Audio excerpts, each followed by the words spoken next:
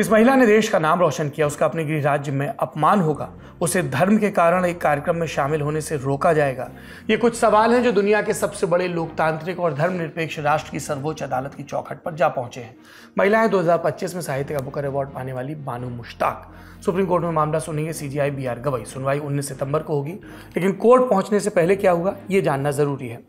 पूरे विवाद के केंद्र में है कर्नाटक के मैसूर का दशहरा उत्सव, जिसे नाद हब्बा के नाम से जाना जाता है। भारत के सबसे भव्य सांस्कृतिक आयोजनों में एक है। 10 दिन का उत्सव 22 सितंबर से 2 अक्टूबर तक यानी नवरात्रि से विजयदशमी तक चलेगा।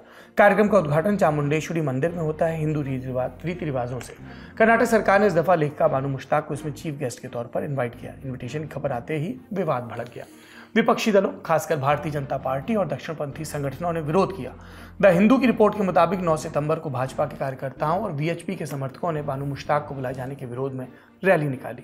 इस घमासान के बीच कर्नाटक के उप मुख्यमंत्री डीके शिव कुमार का बयान आया। बोले, चामुंडी पहाड़ी केवल हिंदुओं की संपत्ति नहीं है। इस बयान पर मैसूर के पूर्व शाही परिवार की प्रतिक्रिया आई।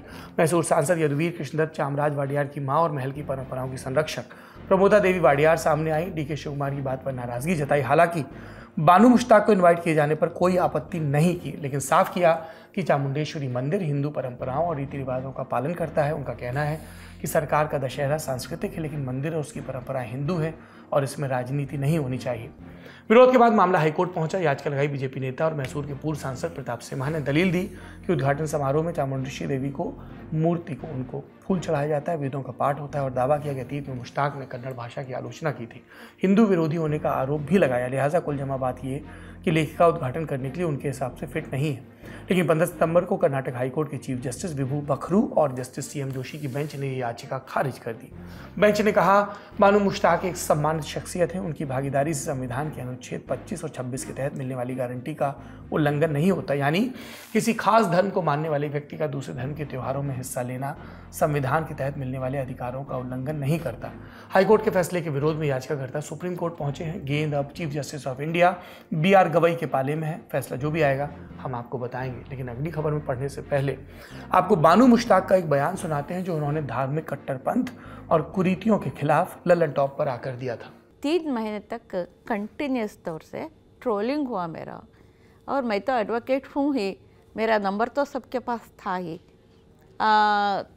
जब इतना गाली गलौज हुआ मेरे साथ, इतना अपमान करने की कोशिश करे, बेइज्जती करने की कोशिश करे, समझो मेरे सर से पैर तक आके हर चीज़ का ओरल रेप हुआ मेरा। जो भी फ़ोन करता अला बला बकता और कहता वाहियात बकता।